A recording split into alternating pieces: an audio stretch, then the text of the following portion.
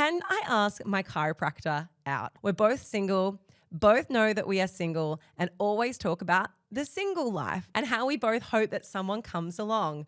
I just don't know if I can ask him out or not, or if that seems inappropriate. I do have feels about this.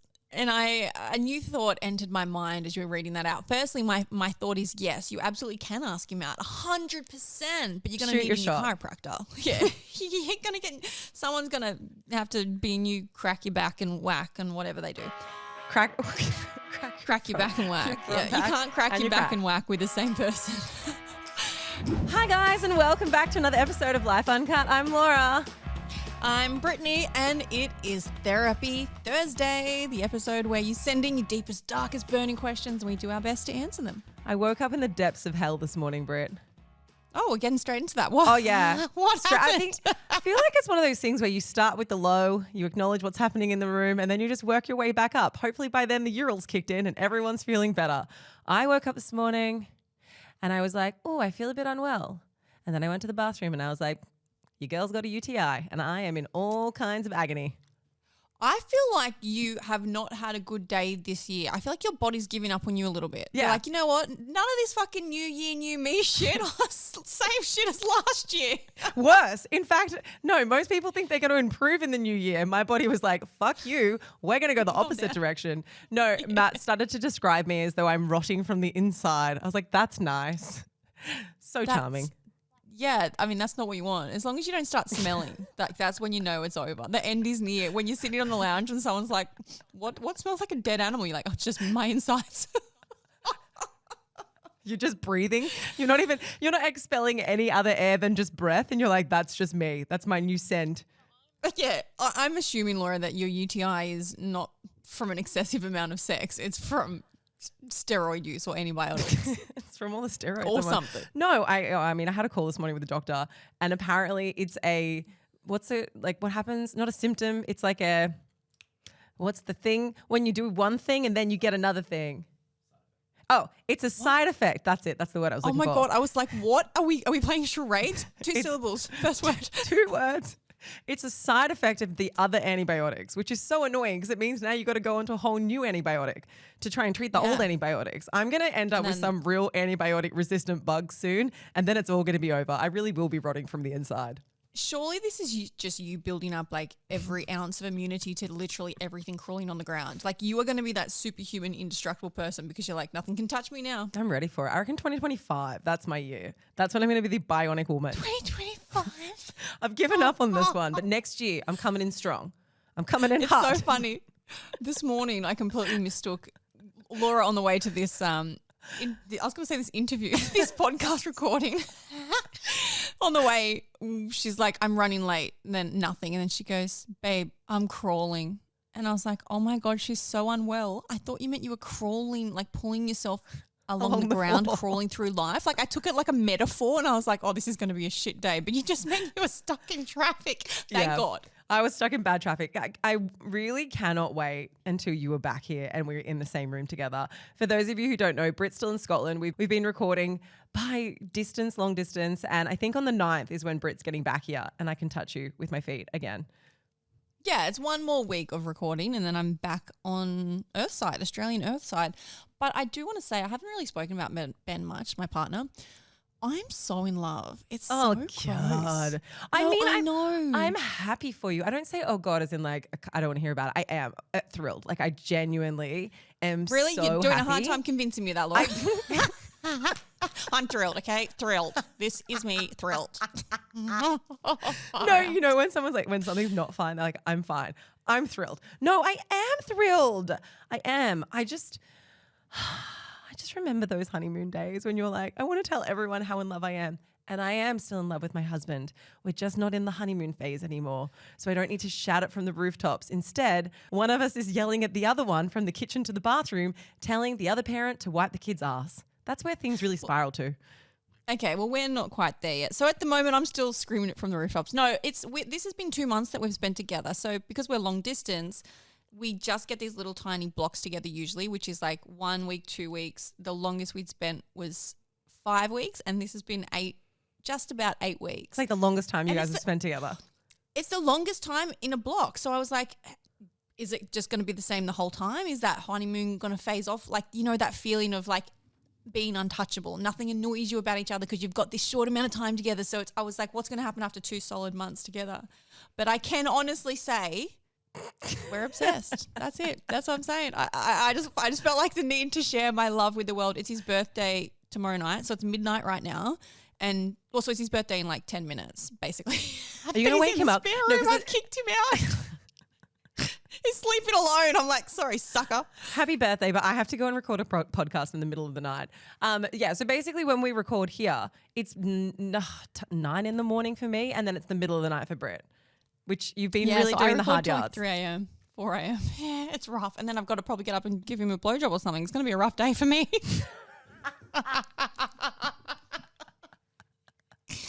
Could be rough.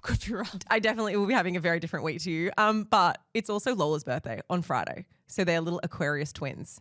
She's turning 3, which that's crazy. I feel like it was just yesterday that I was complaining about the fact that she wasn't sleeping, and now I'm complaining about the fact that she's a 3-year-old. So it has gone so quickly. It feels mind-blowing to me. But you're still complaining about the fact she doesn't sleep. There's not a lot's changed. She's still in the same place. Anyway, let's get into answering all your questions, guys. We've got Vibe and Unsubscribe first. And this week, producer Keeshia has abandoned us. She has gone to Perth. She has left us to go to a wedding. She was out of here at 6:30 a.m. in the morning and left us for dead, which is a good thing that we now have Jono here. If you guys listened to Tuesday episode, Jono is our new employee, and he knows how to turn all the equipment on, because I would have been up shit creek without a paddle. Jono is stepping in with his vibe today. Welcome to the podcast, Jono. Thank you, Laura. I feel like if we've got producer Keeshia, I can't just be Jono though. I feel Camera like Jono. What do you want to be? video producer Jono. It's just so long. Yeah, it doesn't roll off That's the a tongue. mouthful, Jono. That's a mouthful. What about we go for like Male Jono. DJ? What about like DJ? What about DJ Jono. What about just token John? man? Token man Works. Yeah. Okay, we're actually not going to call you Token Man. We will come up with a proper name, but I think for now we'll go with Jono. Yeah.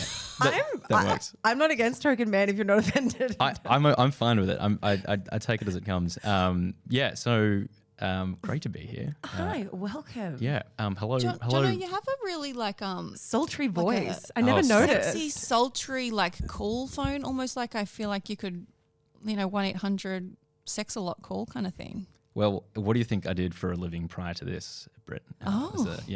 Hence why he was so interested about coming onto Life Uncut. He was like, I can contribute to the conversations that you guys are having. UTI's been there. Yeah. I mean, our mornings were very similar, Laura. No. Okay, well, Jono, you are going to be contributing this week to our Vibe and Unsubscribe because you're taking producer Keisha's place for the minute. Usually we probably won't hear a lot from Jono. I'm sure we'll get some little pipe-ins here and there. But how do you feel about kicking this off, Jono? Very happy to. And I've got a vibe, big vibe, locked and loaded. So my vibe for this last week, has been group dates, specifically group date. Now, is this like not an orgy? Just a triple date. Just a triple date. So producer Keeshia and I have known each other for a little while, and producer Keeshia wanted to set me up with one of her friends. Long story short, nothing happened there. We just kind of messaged, never didn't catch up for a drink or anything. And then this girl messaged me 2 weeks ago, just sort of saying, hey, feel free to tell me to get lost, but I think you and my housemate would get along really, really well. We're doing this big triple date thing. We've all moved in together. We're all single, and I think you should be her date. She seen your profile, thinks you're cool. Are you in? And wait, is this the girl that you originally were going to go on a date with, and then she tried to set you up with her friend? Yeah. So she handballed you onto someone else. Yeah, real just like... romantic. It was a quick play the ball. So I came back and I was like, hell yeah, that sounds fun. Why not? Friends of Keeshia and friends of a friend of Keeshia. So hopefully still nice person. And anyway, so it was going to be this big group date, and she messaged me and was like, let's catch up beforehand. So we went and got dinner, and it was really good. But I wasn't quite sure if she liked me. And then group date. And long story short, incredible. One, it was just a fun group of people, just had a good time. So wait, did you bring 2 friends, or was it you dating 3 people? So no. So there were 3 individual dates, 3 dates all together. Yeah, cleaned up. No, so there were 3 guys and 3 girls, and so we all went to the girls' house. They had set up oysters, charcuterie board. Walked in, it was shots, and then boys made espresso martinis. And we had some really good chats. Couples sort of like talking with each other, and then as a group. And then we went up to a bar, had a few drinks, and we asked these like deep and vulnerable questions. And everyone got really into it, and it was a really safe space. And the group date was good, but this girl that I was with is even better. So I met her last Tuesday, and in that time we've seen each other 3 times. That could be a red flag. She could be gaslighting. No, love bombing you. Love there bombing. you go. You're being love bombed. So No, I'm joking. no, and so she's great, and it's going really well. I'm here for this. I feel like this is something I could write this and turn this into like a Netflix script. So you are basically dateception, like date inception. You started off with one chick. She was like, "You're great, not for me," palmed you off to a friend. Yeah. And then the friend was like, "I also want to see you, but I want to see what you're like in an environment with other people. So test." Then you get there. Then there's aphrodisiacs set up. And then you've got shots. So she's like, "Kenny party. Is this going to make him horny?" Then she's like, "Nah, we need to test it one more step. Let's go and have deep and meaningfuls and see if we connect." And it sounds like you ticked every single box. This chick knows what's up. She just went through like 6 months of dating in a night. That's kind of how it feels like. Actually saw her last night. Jono's in love. Listen to him. I can Also, for hear all the him women blushing. who were originally like, cool, like hot sounding man on the podcast who's dating, single, ding ding, may not be single for long. The universe works in mysterious ways. Single guy goes in front of a very large audience of young women to talk about dating and relationships, is single, and then meets someone and is just kind of infatuated with them. So we'll see where that goes. Wow, that moved quickly. Also, okay, I have one question about this whole triple date thing though. Did the other guys know each other who were there? No. Or was everybody on a single date? Was everybody on a first date, or were they at different stages of dating? Everyone except me and my date were on a first date. So we were just on a second. You were on a second date? Yes, yeah. Oh, here we go. So yeah, the vibe is group date, open yourself up to new experiences and just put yourself out there, and it's kind of fun. So, Jono, do you think that, or do you know if this new infatuation listens to Life Uncut? I know that she doesn't. We were talking this morning and she said, "Oh, send me an episode to listen to." This one. This one, yeah. So I was like, "Oh, I'll send you a few." So. Do you know they actually do this? I remember I got invited to one and I can't remember why I didn't end up going, but they do these sort of nights where you sign up for it and it's a bunch of strangers, like it could be 6 men and 6 women, and they go to one of the person's house. No one knows each other, or you can go with a friend, and it's a dinner party, but people don't know. And the purpose is, I guess you could meet up as friends if you really wanted to, but the purpose is romantic dating and relationships. So it is essentially strangers going to someone's house. They all bring a dish. Somebody cooks the main meal, and then they just get to know a bunch of strangers. I think it's a pretty cool vibe. But how do you know they're not like sociopaths? Well, yeah. I think if it wasn't through a friend of producer Keisha's, I would probably be a bit more hesitant towards it. So it was like a baby step of like exploring like a new frontier, I guess. And putting yourself outside your comfort zone. I think it's nice to do these things. Group dates, I am so for, and the reason for that is because they're low intensity. You don't have to give all of your time and attention to the person that you're on a date with, and it kind of, especially if you're not someone who is great under what feels like a high pressure situation, and you don't necessarily feel like on a first date you do your best work, it kind of takes the pressure off a little bit. So I think that's very cool. Britt, what is your vibe for the week?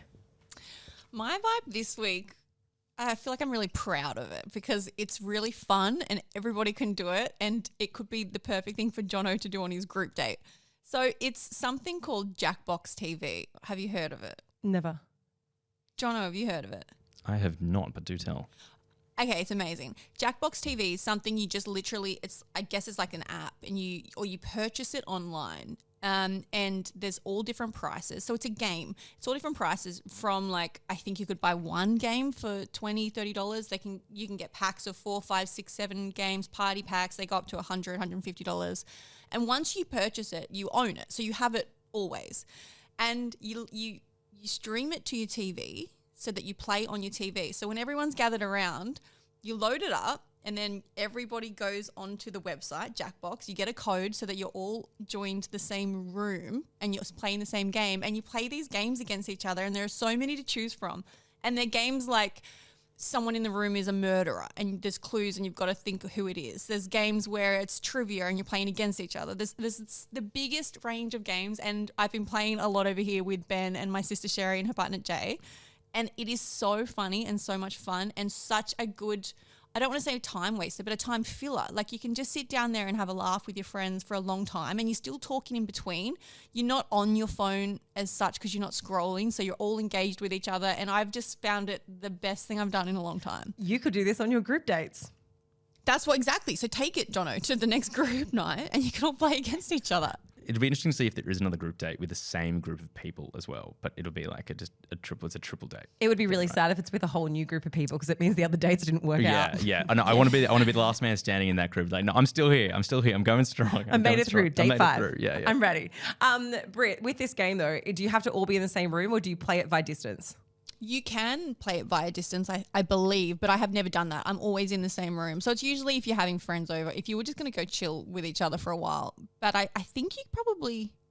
It sounds I think very you probably COVID-y. can, but you do have to stream it. Like, the main person that has it has to stream it to a TV. So I'm going to assume it's probably wise to be in the same room. But it's easy and it's fun. We could have a Life Uncut night and play it.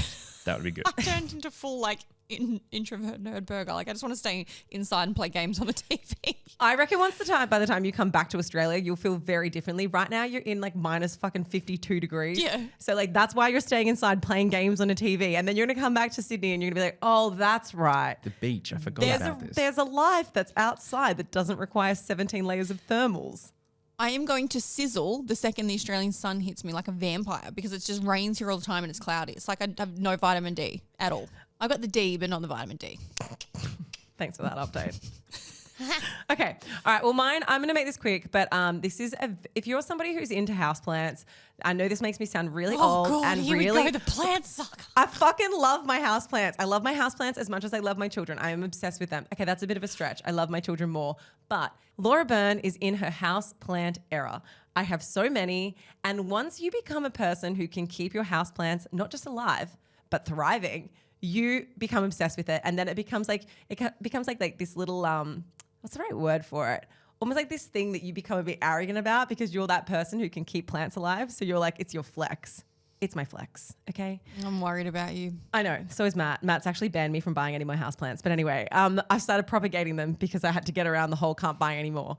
But okay, I bought this thing because my house only has one area where it's well lit. The rest of the house is quite dark because it's like a long tunnel that doesn't have any windows on the sides of the house, because we're a duplex. You live in a bunker? No, we're connected to another house, so there's no windows on one whole side of the wall, right? Which means that for all of the plants that I have, because there's too many of them to have in the one window, the ones I have to rotate them all the time because they just don't get enough light. Anyway, I recently bought something. It is a full spectrum indoor light thing, which means that you put it in front of your plants and they get the full spectrum of light. But usually they're so ugly and you look like you're living in a nursery. And I found these ones. It's from a website called Mother Life, and they're really nice. They just look like an indoor lamp, but really they're plant lamps. And my plants have never been happier, and I'm thrilled. And everyone's looking at me like I'm an absolute moron. But you just wait. There's going to be other people listening to this podcast who love their plants too.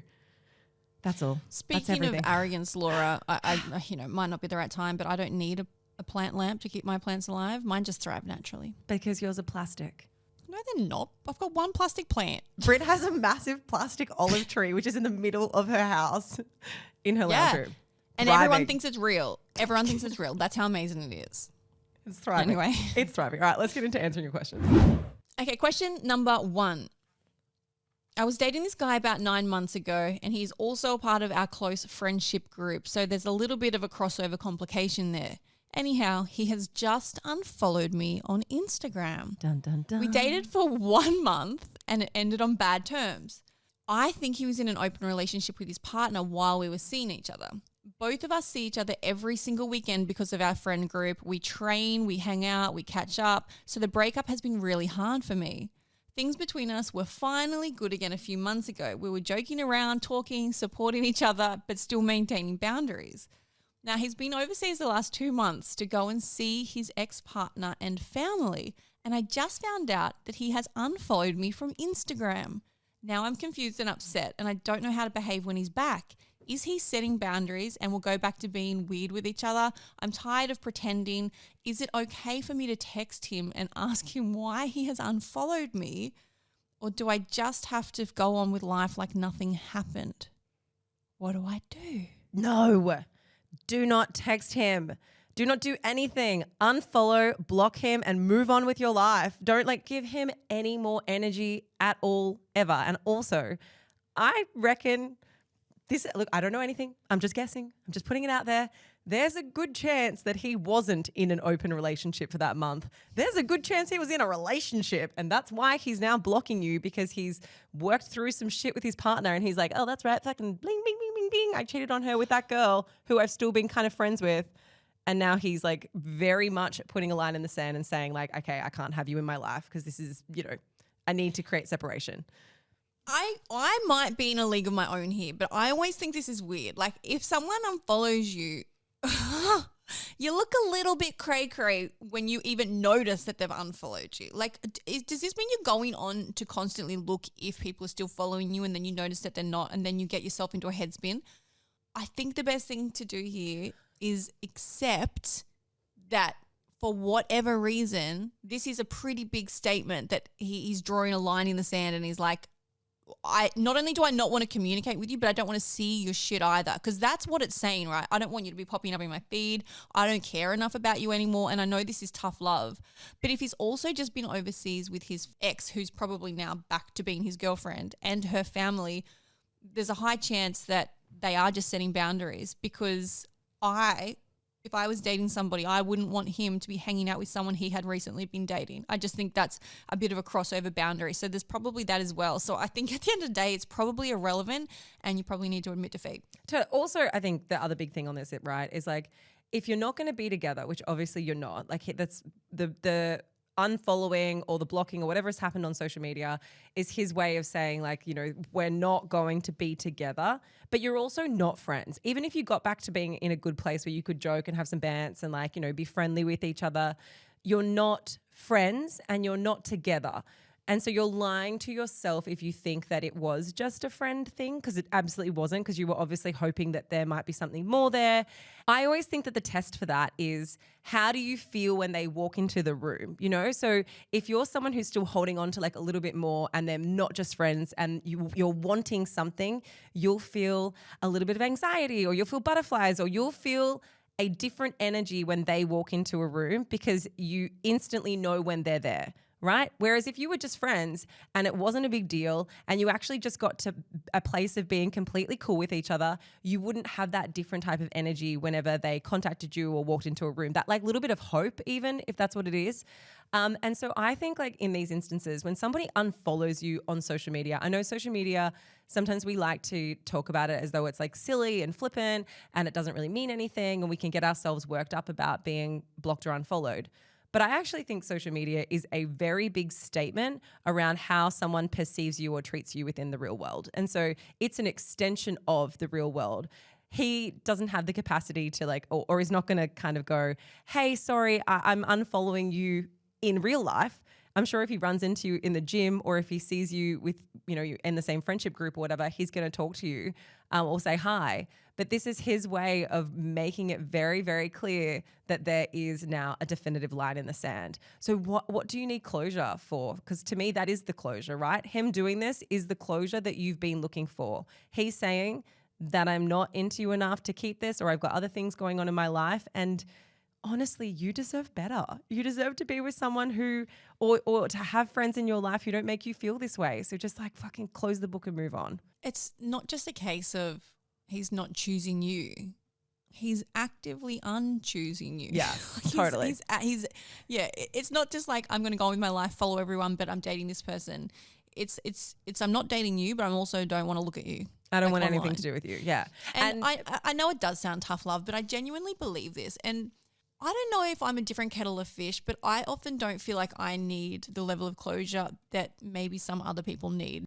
I believe it's people still usually holding on to a connection, and you might try to convince yourself more times than not that it is closure that you're looking for and it is just that final answer. But a lot of the time you're not ready to let go, and you're hoping that when you see this person, I'm going to see him one more time and I'm going to show him, I'm going to look so good and I'm going to be funny and I'm going to make sure, we keep that. But he's made his choice and it really sucks for you, and I'm sorry. And what I think you should do personally, if he gets back and you are finding yourself in the same friend group all the time and you're out, I would probably just not say anything. I would probably be pretty normal. Like, just be like, hey, how was your trip overseas?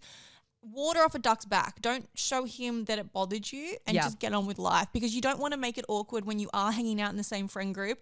You don't want to have this big divide and then you don't get invited anywhere anymore because your friend's like, well, we can't invite both of them because they'll just fight.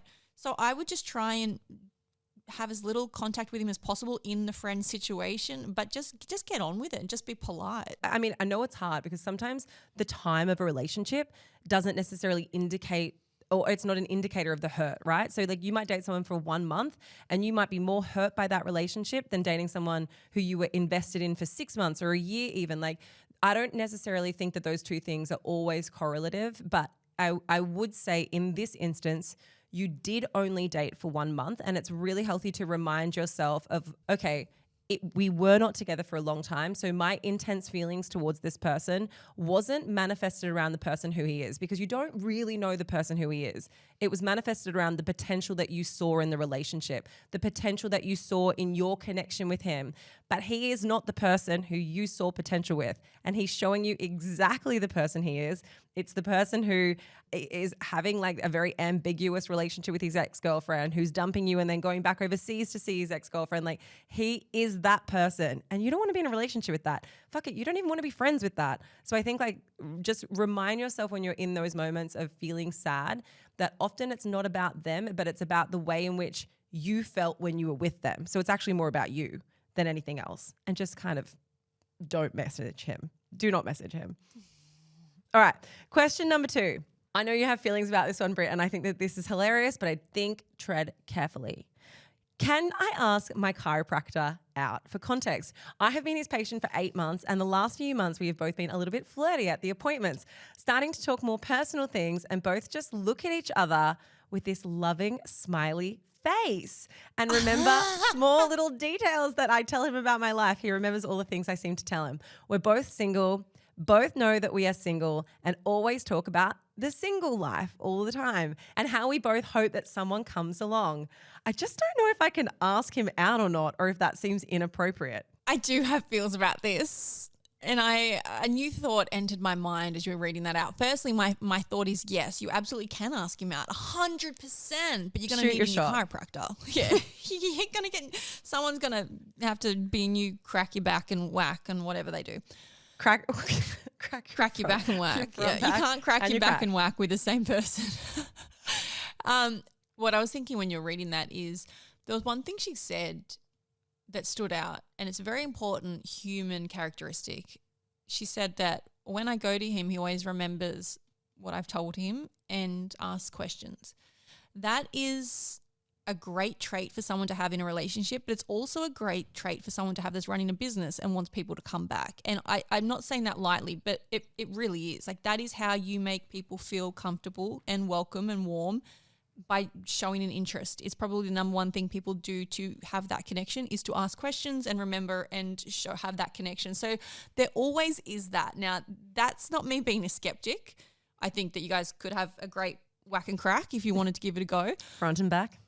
Front, back, whack, crack, up, down, whatever, left or right. But I've always said on Life Uncut from the day we started that I'm a shoot your shot person, and I don't want to live my life with regrets. And I think if you don't feel like you have those connections often and those little crushes, then I would go for it. But you just have to be aware that it could not go the way you thought, and then it will be awkward as fuck to go back to him as a patient. Okay.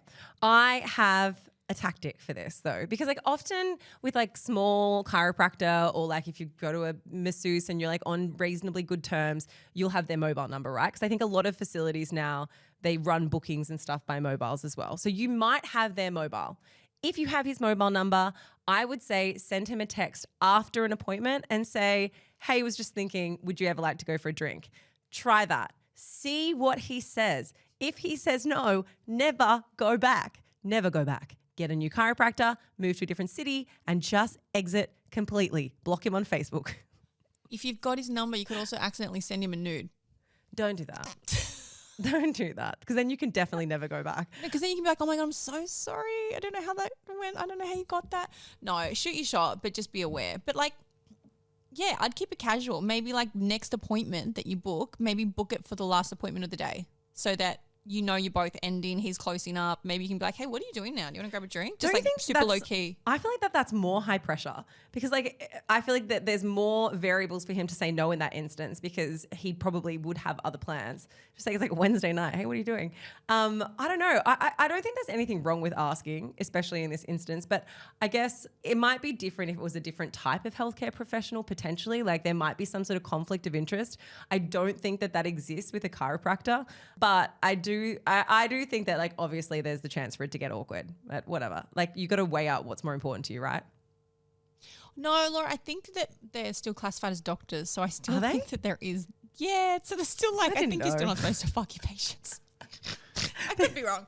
But Are you allowed to date your patient though? That's important. Okay, maybe if you're a healthcare professional out there, like let me know, because I'm sure it happens. I'm sure that there's someone who's like, hey, no, it doesn't have. Everyone's shaking their head. I'm sure No. it does. I know people that have been dismissed from work for contacting a patient to ask them out.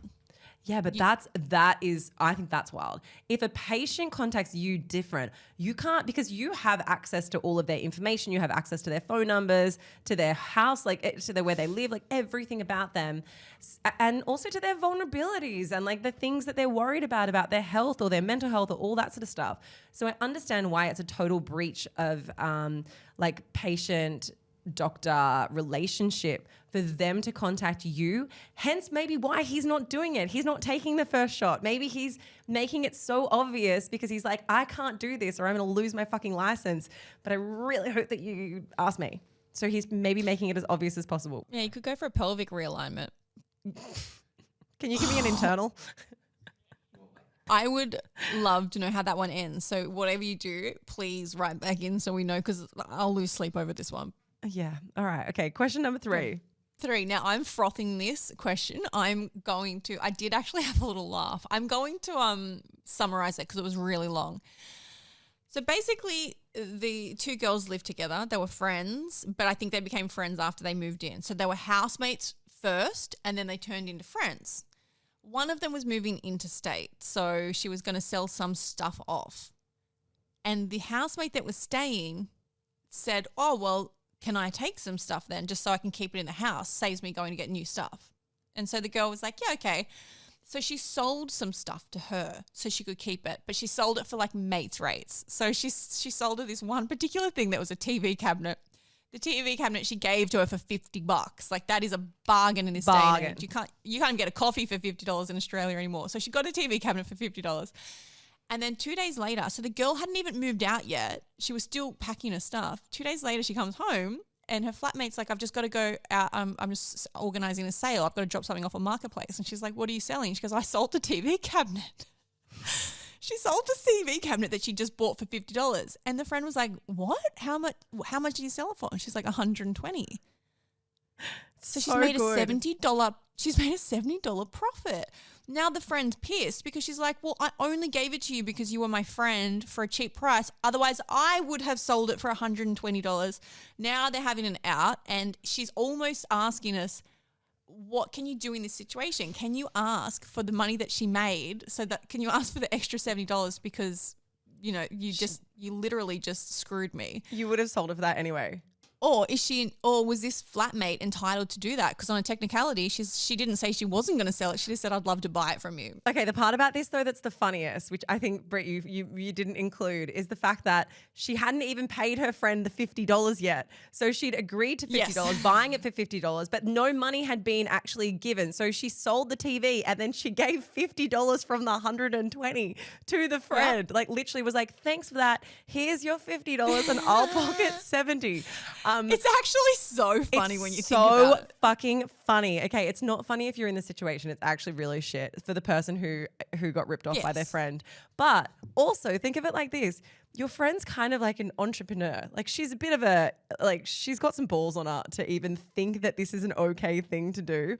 And she was like, saw an opportunity. She's like, wow, that was a really great price for this TV cabinet. And I'm going to flip it and make some extra coin. It is wild to me that your friend doesn't understand why that's wrong, or your friend is so like socially unaware why you would have an issue with this. I mean, part of me would just be like, I can't be bothered to have the argument that might ensue around this, but it would definitely make me feel resentful. Because you feel like you've been taken for a ride and you feel like you've been ripped off. Like no one wants to give their friend, like to help their friend out and to do it for less money, to feel as though their friend is only abusing their kindness. Do you know what I mean? But I guess the thing is, and maybe to play devil's advocate here, maybe your friend who did it genuinely thinks you didn't want the TV cabinet and they were doing you a favor. Like maybe they were unaware. Laura. But maybe they were unaware that you were going to try and sell it for more. Maybe they were just like, oh, she's wanting to leave it. Cool, I'll do $50. It's not a big deal. And I don't think that it's wrong of you to explain why you feel the way that you feel about it. I think it's okay to explain that to your friend. But I guess for me, who is very conflict avoidant, I would probably just leave it because I can't be bothered to have the arguments. Yeah, I mean, there's part of me that feels the same. There's part of me that's like, because I also don't love conflict. I'd be like, okay, whatever. I'm pissed, but I can't be bothered. But at the end of the day, there is a principle here, and $70 is still $70. Like $70 now is still a lot of money. So, and I would feel a little bit betrayed by the friendship, and I would, whilst I probably wouldn't have it out, I would have made a comment. I said, look, I only gave it to you because I thought I was helping you out. I would have sold it. I would have sold that for the same price as you did or more, but I thought I was doing a good deed. I wasn't expecting you to go and profit off it. Yeah, I flip it within 2 days. Can you ask her for the money? I think you can. But I don't think it'll lead anywhere. I don't think it'll go down well between the two of you, and I think it'll probably drive a bigger wedge between you. It might be one where you reconsider the friendship a little bit and you take the $70 hit and you move on and you just know better what that person's like in your life and how close you want to let them. But it's so shifty. It's so damn shifty. I'd be proper pissed. Yeah, but I also think like it's instances like this because like you can be really good friends with someone and then you realize that they are actually a bit of an asshole when it comes to money. Like money is such a wedge in so many friendships. And I think it's over time that you start to realize who is the tight ass in your friendship group. And I say tight ass, and I don't mean like, okay, maybe they don't earn enough money and so therefore they're like, more conservative with their spending. What I mean is that everybody has that friend who may earn an equal income but never puts their hand up, never does a round of drinks, never wants to split the bill properly, always wants to just like, pay for the exact fucking 17 chips that they ate or whatever it is.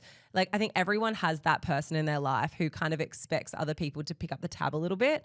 Those sorts of friendships you do become resentful of over time because they do, you feel as though I guess over time it's not about money. Over time it becomes about giving and not receiving back and not having this, equitable friendship. I guess the big part here is you guys are moving out. How long term do you think this friendship is going to be? Because is this a friend that you became friends with because you live together, or is this someone who is a lifelong friend who will endure the tyranny of time? In which case, if it is the latter, you'll be able to have a conversation with them and explain to them why it's not actually about the money. It's about feeling a bit used and feeling as though you were taken advantage of. Whereas if it's somebody who you're probably not going to stay in close friendship with, then I don't think it's worth trying to have the conversations about it, or have the conversation knowing that it might change the friendship, but you don't care as much anyway. Yeah, it's a tricky one. You're moving into state. Let's be real. You're never seeing her again. And she's got your $70. You're not getting it back. You're not getting it back. Okay. Question number 4. What are your thoughts on your partner getting massages? I was having this conversation with my fiance and I'd love to know the consensus. The nature of massages are obviously quite intimate. There's oil and there's rub downs involved. My partner said he'd prefer it to be a girl that massages him as opposed to a male. What are your thoughts? No. No, what? Just no? Blank. Just no. No, okay. I have lots of feelings about this. I think I personally I don't really like a massage, so I know that's weird, but that's how I feel. I don't really like them at all. But firstly, I don't think there's any issue with your partner wanting to go and get a massage. I mean, Matt goes and gets massages every week. I do think that there is an issue with your partner saying he only wants it from a girl, but not for the reasons that you might think, not from a jealousy reason, not from a reason where I'm like, oh, I don't want my man to be out there getting touched by a female because it makes me feel insecure, blah, blah, blah. Could not give a shit. I actually think it is a bit homophobic to say that you can't go and get a massage from a man because that makes you feel uncomfortable, because there's nothing sexual about going and getting a massage. And if there is, and if it is really intimate for him, and if it is something that he finds crosses that kind of intimacy barrier, then it's a whole other problem. So I would say that the gender of the person who's giving the massage should be completely irrelevant, because it's not a sexual thing. So why does it matter who's doing the massaging? See, I don't think it's necessarily homophobic. I can see why he's saying that. But at the end of the day, if a straight guy is going to go get a rub down and have he's going to leave his partner, go get a rub down and relax for an hour, he's probably going to want to pick the sex that he's attracted to. I don't think that that's homophobic, but I'm like, well, he's probably like, if I'm going to pick a chick to rub me down or a man to rub me down, I'll probably pick a chick. That's interesting, because I would say a lot of women would probably choose a woman for the opposite reason, because they feel safe. Whereas a man's choosing it because it's arousing, which means that it then has a different connotation. That's fucking weird to me. Massages are arousing. I have so many male friends, people in my life that get hard in a massage, even if it's not sexual, even if they're not attracted to the person, they will get hard. And it's not a sexual thing. It's just that they're relaxed and somebody's rubbing it's a sensory overload. So they're getting their body rubbed down. So there are those things 100%. And it's like, I was watching a movie the other night where I had a scene in it actually, where a guy was getting massaged and they were literally saying to each other, like, let's hope a man comes out as our masseuse because we don't want to get a boner. And the second the chicks walked out and they were like, fuck damn it, we're going to get a hard on. It's not a sexual thing. I mean, I wouldn't care if Ben went to a female masseuse because I trust him, and if he wants to relax and have someone rub some oil into his back for a while, go for it. But I think you need to start to ask yourself why you feel uncomfortable by it. Is there anything in the relationship that makes you worry? Do you feel like you're an overly jealous person unnecessarily? I think there's some questions you need to ask yourself. But at the end of the day, you've got to have a conversation with your partner and you both have to be comfortable. I'm okay with it. Laura, you've said you're okay with it. Yeah, so I think we disagree a little bit, which is fine, totally fine on this. I think the reason why I have no issue with my partners going and getting a massage is because of how it's not a gendered thing, and they're not doing it because it's something that they're going and getting done because it's a sexual experience for them. So if Matt was like, I'm going to go and get a massage because it fucking gets me off, I'd be like, oh, okay, let's have a chat about that. I don't really feel great about it. But he's like, babe, I've got a sore neck. I'm going to go and get a massage. So he doesn't care if it's Sarah or Sven who's doing the massaging, which means for me, it therefore has very different connotations. Whereas I think if your partner is saying he only wants it from a woman, that's where the insecurities are coming from, right? Because it then takes on a very different meaning. And I think it's so interesting to unpack the why, which we brushed over it a little bit, but like, why is it that for certain things that are, intrusive on our bodies, we feel more comfortable with specific genders? Like, for example, a woman going and getting a pap smear. A lot of women, not everyone, but a lot of women feel way more comfortable having a female gynecologist to do pap smears. Why is it when a woman goes and gets a massage, a lot of women, not all of them, of course, feel comfortable having a female masseuse? Whereas like on the flip side, we're like, oh, but men want to have a female masseuse as well because it's kind of weird for them to have a male. I genuinely think that we have so many layers of homophobia within our subconscious, within our own biases, that we don't realize that it actually plays into that. And this idea that like a man doesn't want to be touched by another man because that's like a bit fucking weird, but it's okay for women to be touched by women because that's actually a little bit cool and sexy. I do think that that exists beyond it being as literal as that. Like I think it's something that it lives in our subconscious a bit because of fucking the way that we've been exposed within society. Look, at the end of the day, it's a profession and it's just somebody doing their job, and they do this all day in and out. They are not looking at your boyfriend. They are not there for any other reason than to do their job, which is to relax the muscles or to make something feel a little bit better. It's not there to jack him off. It's not there to steal your man. Have a conversation with him and ask why and explain how you feel and go from there. But I think this is one of those things that you may be overreacting a little bit if your partner has never made you feel a reason to have those insecurities. All right, question 5. I've slept with a guy a few times as of late, and I'm the one that made it very clear to him that it's just sex and I don't want any more.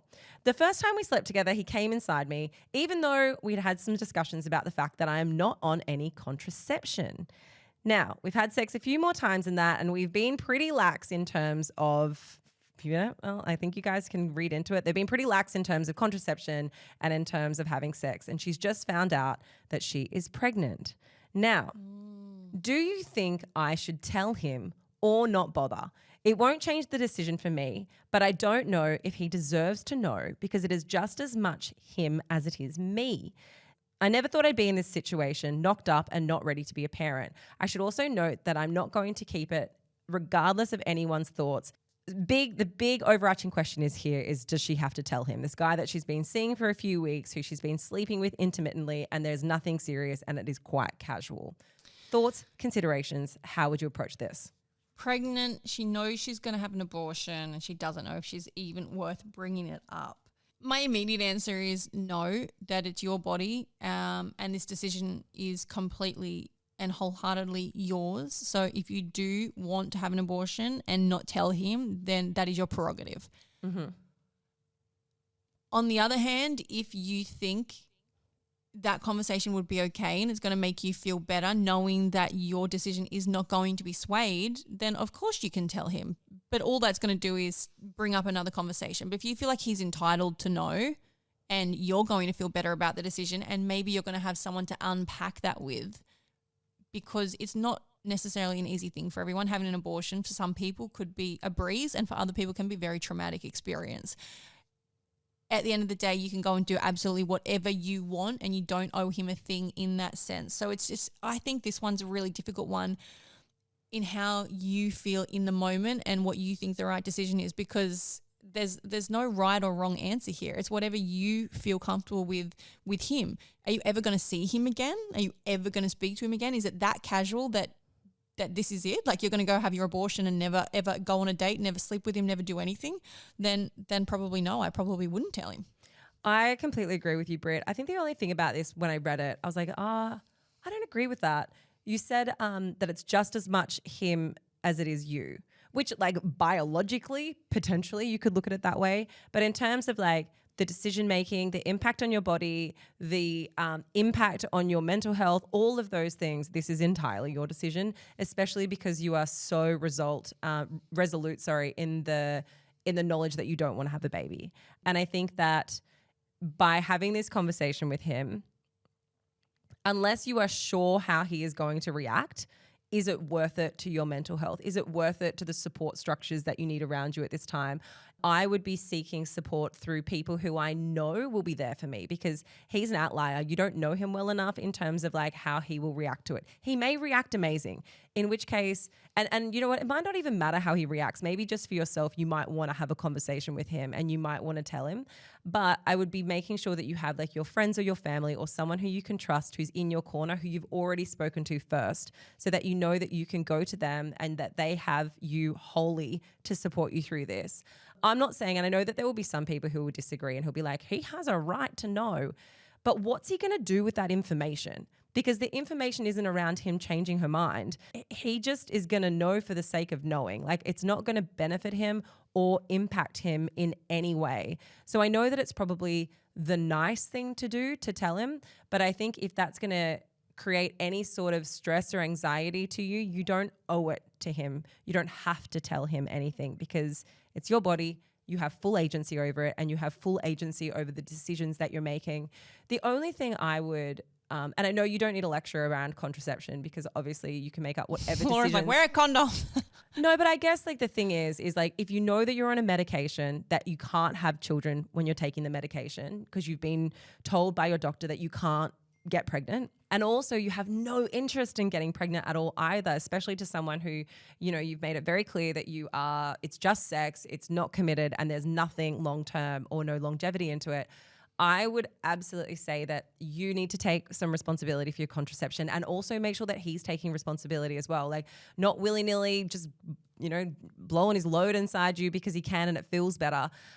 Because that's just, it's going to end up with you being in this exact same situation again. And that's just science and that is just what happens. So I think, you know, now that you have experienced this. So when you say you never thought you would be the girl that would end up in this sort of situation, the thing is so many people end up in this situation. So many people have and do end up being pregnant with babies that they don't want and have to go through the process of having abortions. And for some people, those abortions don't have any impact in terms of like long-term mental impacts. I think a lot of people think that a lot of people like to think that you know, you're going to go into this and then have regrets or you're going to have some sort of, you know, negative adverse feelings afterwards, but I can say from my own experience that I've spoken about abortion before on the podcast, like I didn't have any regrets when I was in my 20s and I had to make that decision. It was sad, but I didn't grow up regretting it or do I ever think about it. So I think, you know what the right decision is for you, go ahead and do that, but just take control over your contraception moving forward because it's so important for your long-term mental health. What I will say is that I had a friend in this exact situation. She had just started seeing this guy, like slept with him a few times, but they were also sort of going on dates. So it wasn't, I don't know what this situation is. It wasn't just like a hookup, but they had actually gone on a few dates and were sleeping together as opposed to like just call over, you know, come over, have sex, leave. And she fell pregnant and was, you know, also very much not supposed to fall pregnant. And I remember she called me and she said, should I tell him? Like, I'm going to have an abortion, but I don't know if I tell him or not. And we had this exact conversation and we ended up together deciding that she should. And the reason we did that was because they knew there'd be more there. They knew it wasn't going to just be sex. So we had this really big discussion about this and the ups and downs, the positives, pros and cons. And she had decided that, you know what, if I think I might want a future with him, I think it would be detrimental to the relationship if it comes out down the track in any capacity. So that was the reason she decided to, and he was amazing. He was really supportive. He picked her up from the clinic and looked after her for a couple of days, and they were not serious at that point at all. But I guess in a way that really showed who he was too. You know, he sort of stuck by her and they ended up dating so for a while. So there's that as well, and it's going to come down to your individual situation. I can't say that enough. We can't tell you what to do. We don't know him or you or what you're like together, but if you feel like you can benefit in some capacity from the support that he might provide you, then go for it. If you think that maybe you want a future with him and it will impact you in some way, then go for it, but also completely your decision. Well, that's it for today, team. If you have questions you want answered, please send them in. You can write to us on Instagram, which is Life Uncut Podcast. Just put Ask Uncut at the top so that we can see it. Ask us whatever you want. Also, send us your accidentally unfiltered, all your embarrassing stories, literally anything. We want to hear about it. If we've ever answered one of your questions, please send us the aftermath. That's what we call it. Uncut Aftermath. It's just a follow-up, but we just want to know. I mean, we've been asking for aftermaths for so long, but we answer your questions and then you ghost us. You don't tell us what happened. And we need to know. There's so many scenarios where Britt and I will be like, oh, I wonder what happened to this person or to that person. And we want the second chapter to the story. But also, if you're somebody who's sent in a question, like we are so grateful for the fact that you guys trust us with some of the hardest things that you're going through. To the girl who just wrote in about this situation with her abortion, like it is truly such a privilege to us that we get to answer your questions and that you come to us for advice, even though we may not be qualified to do so. We definitely do it to the best of our abilities. So if you have any questions for next week, slide into the DMs and hopefully we will answer it on next Thursday's episode. And that is it from us, guys. You know the drill. Tell your mum, tell your dad, tell your dog, tell your friends and share the love because we love love.